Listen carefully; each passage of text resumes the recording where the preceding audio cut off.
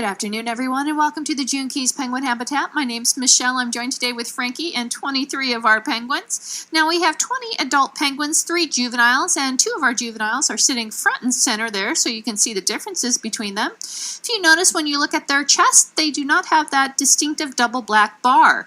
They have just a white chest and a black back, and that is indicative of the juveniles of this species. Now, once they go through their first catastrophic molt, they will lose that, and they will gain that double bar when they get their new feathers in. But as of right now, this is an easy way to tell the differences between adults and juveniles.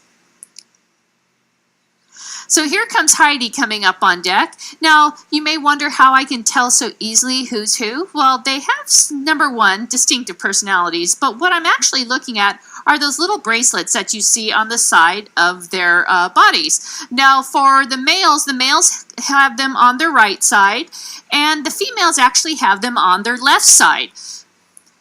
Now, here's Robbie. Now, Robbie is a male penguin, because I can tell, number one, because his band is on the left or the right side, but also he has a distinctive way of feeding. He likes to be tossed his fish, and one of my jobs as their caretaker is to know each penguin and how they like to get fed.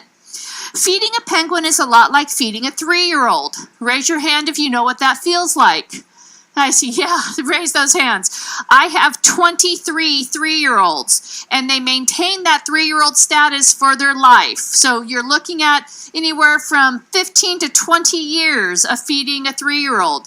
You can send me your condolence cards later. Now, what I have is, this is whatever. She is our oldest female. She only likes capelin, but Astera, it's the same capelin. So what I'm doing is, if she had eaten that, you want to try a different one? Nope, that's not good enough either. So like I said, just like a 3-year-old, they will throw food back at me. They will decide that is not good enough for them to eat, or they will refuse to eat, all in the same time period. Now, you'll notice how we have some just kind of sitting off. They'll wait. I have Kate that is supposed to be coming up here pretty soon. She's looking interested. She just hasn't made the commitment to come up on deck yet. Some of the penguins don't care for the microphone, so I may go off mic in just a few moments. Hi, Heidi.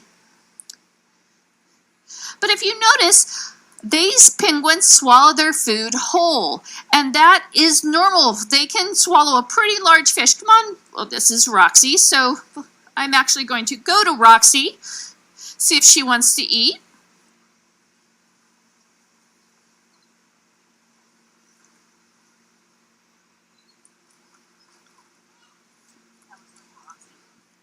And so what I'm doing is I'm telling Frankie how many fish each penguin's getting, because we keep track of this. This is the way that we can see if there's any type of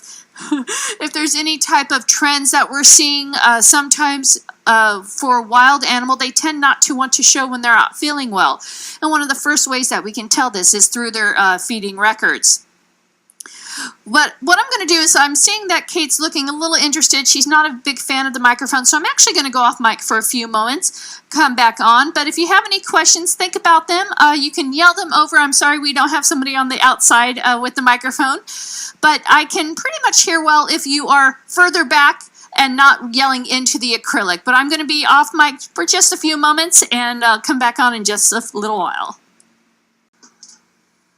So that concludes our feeding of the penguins. Now, a lot of times people wonder what we feed our penguins. They get a mixture of herring and capelin.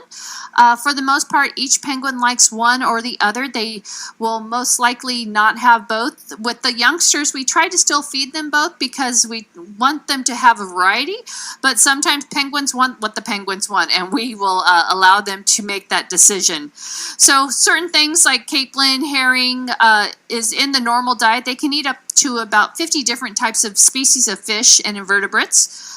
For these animals, they're actually a prey item. So you'll notice that whenever they hear something loud, they'll start swimming. It's because they're in the migratory time of year. And if they perceive a threat, all of them will perceive that same threat. So you'll start seeing them doing lots of diving and looking around. Doesn't matter that they've been in this exhibit and that they know that there's no predators, but even the thought of it, the seagulls up top, a loud, strange noise, all these things can be construed as problems for these animals. Now, at this point, I'm going to go ahead and sign off, but I would like to say thank you all for coming to the aquarium. Your admission does help us take care of all of our animals. So I'm just going to finish up the day putting out some mats for them so they can have something cushy to sleep on. And I hope to see you again real soon at the Aquarium of the Pacific.